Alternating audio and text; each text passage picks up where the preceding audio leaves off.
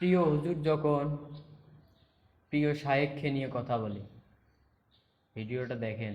আমার মামুনুল হক বাংলাদেশে দাঁড়াইলেই তো যেখানে দাঁড়ায় সেখানেই তো মিছিল হয়ে যায়। আল্লামা মামুনুল হক হাঁটলেই তো লাখো মানুষের পিছনে দাঁড়ায় যায়। তাইলে এটা আবার বলতে হয় নাকি? মামুনুল হককে চেনো না? হ্যাঁ,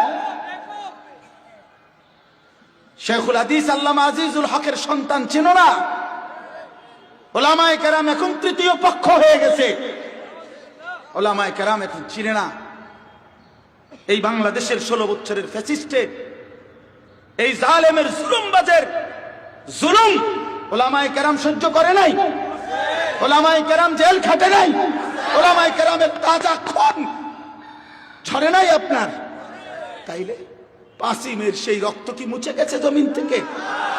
2013 সালের 5ই মের রক্ত আল্লাহ রাসূলের ইজ্জতের জন্য, দ্বীনের জন্য, কালেমার জমিন, হেফাজতে ইসলাম, ইসলামের পবিত্রতার জন্য রক্ত ছড়িয়েছে।